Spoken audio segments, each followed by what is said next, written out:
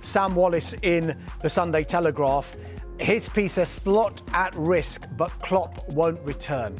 Of course, we're going to talk about Jurgen Klopp when the manager that replaced him is going through a pretty tough time. Sam Wallace says Liverpool going back to Klopp, it feels like the kind of move clubs like them no longer make. Sentimental and also a bit desperate, even amid this extraordinary crisis for Arne Slot. He is under pressure. There is talk of a Klopp return, but sacking Slot and the return of Klopp, they both look pretty unlikely at the moment, don't they? Yes, very much seems sort of the wistful single-digit percentage theory of happening right now. There doesn't seem to be any real appetite to remove Arne Slot, as far as I understand it, at this current point in time. And I think that the Klopp return comes from just like a little errant message in one interview he's done. By all accounts, Jurgen Klopp seems very happy in his role with the Red Bull clubs, and it doesn't seem like he necessarily wants to go back to full-time management there. But Liverpool have problems. Their defeat against PSV Eindhoven in the Champions League was worrying. They just didn't appear capable of running in the way that Arne Slot wants his teams to win. If you remember last season, when there were so many turnarounds in the second half, and very much the question to Arne Slot was, why will your team improve? And he said words that, he always said words to the effect about running capacity, of we forgot we had to run, or we thought we didn't need to run, and then he made that very clear. Whereas now you look at this Liverpool team and they don't have that sort of upward mobility that they used to have. And I think that's a concerning issue. Just on the Klopp thing as well, and let's not forget he had similar runs in his own time at Liverpool after winning titles. Although, there were mitigating factors.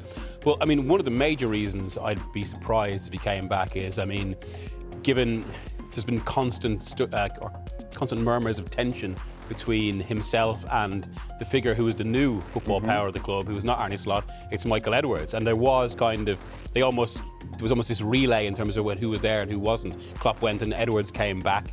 That's one reason I just can't see it happening. And it's sort of move, as Sam says, that you can't see the modern Liverpool making.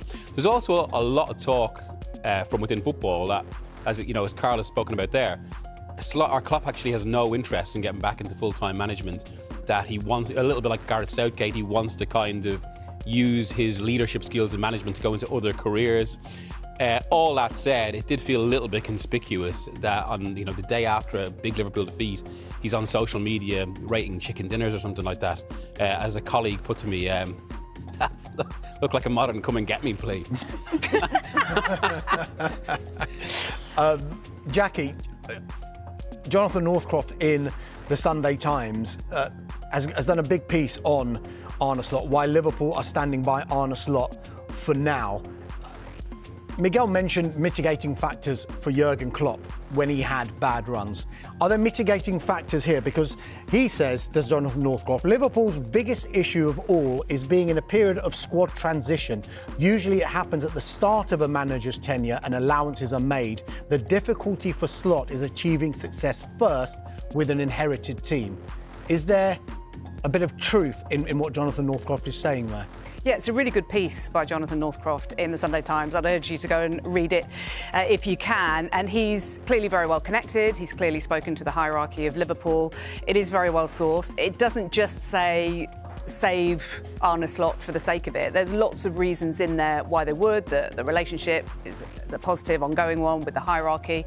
But there are also some damning statistics. It's their worst run since 1954. They've conceded more goals than any other team in Europe's top 5 leagues, except Wolverhampton Wanderers, obviously, unfortunately.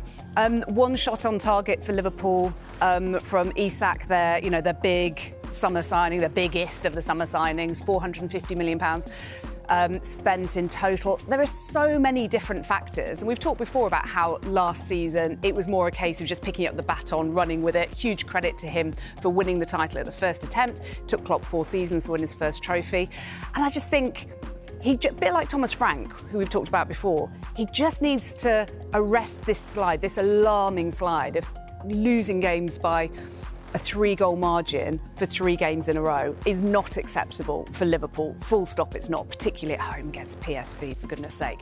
So he has to address that immediately. But there are lots of reasons. The defence is absolutely shocking at the moment. Konate's just lost whatever he had, whether it's confidence, whether he's one eye on a transfer in the summer, whatever it might be.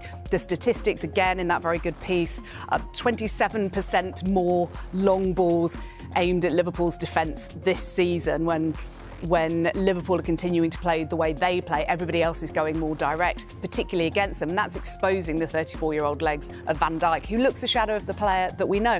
There are so many factors, but what I don't think the solution is just chucking the baby out with the bathwater, getting rid of Slot now and then going, right, who's around? Forget Klopp, that's just putting 2 and 2 together.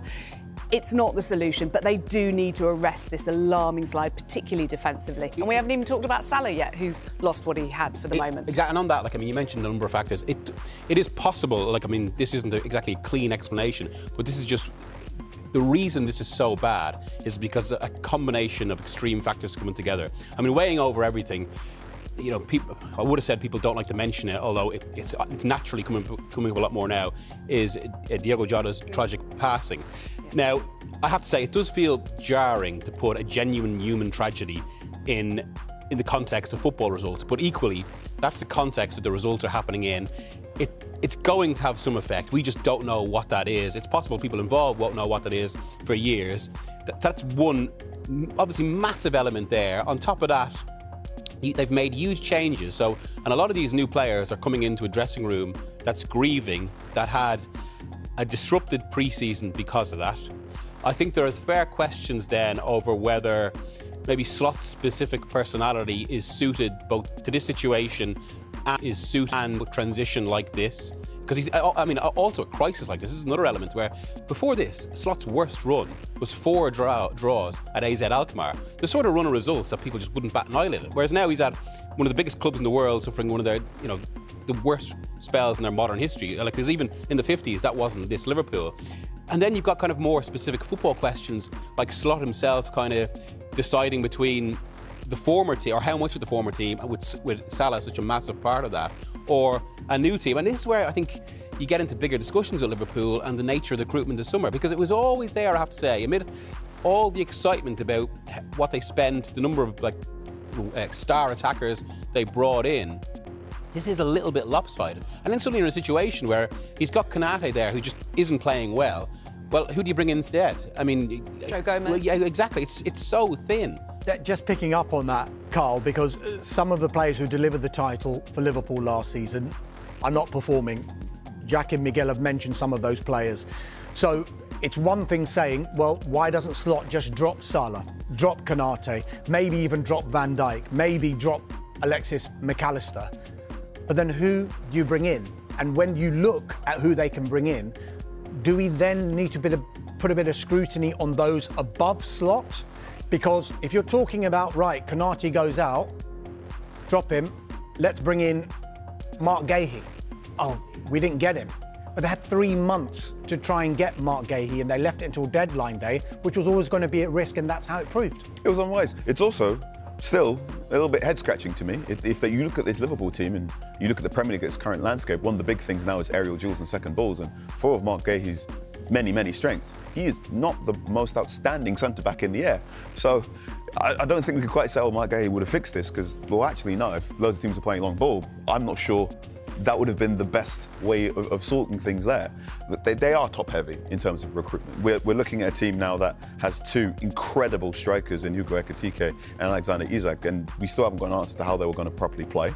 Doesn't seem like Isak and Mo Salah have the playing chemistry of, even Darwin Núñez and Mohamed Salah. One interesting thing is, we talk about players going out the team. There will be a point very soon where Mohamed Salah will be out the team for AFCON. And then you have the very interesting question marks, footnotes, however you want to describe it, of how are Liverpool going to play without Mohamed Salah? Will they be, quote-unquote, better without him for that short space of time? Far too many things have changed. You've changed both of your fullbacks. Frimpong hasn't necessarily been available in the same way that you want, and he's a very, very different kind of right-back to Trent Alexander-Arnold. Kerkez looks very, very different to how he's playing at Bournemouth, and it seems as if Virgil van Dijk doesn't necessarily trust him in the same way that he used to trust Andrew Robertson. So it's this thing of Robertson comes back into the team, but everyone now knows he doesn't necessarily have the running power he used to. So while that chemistry is better, in air quotes, they still can't get up and down the same way you look at McAllister, had hernia surgery in the summer, doesn't have the mobility, and yet, for some reason, Slot's allowed Gravenberch to get on forward and move rather than sit in that more reserve position last season. So Arne Slot's been dealt a bad, chaotic, completely unprecedented hand for a Liverpool manager, I think in this modern era, I should say.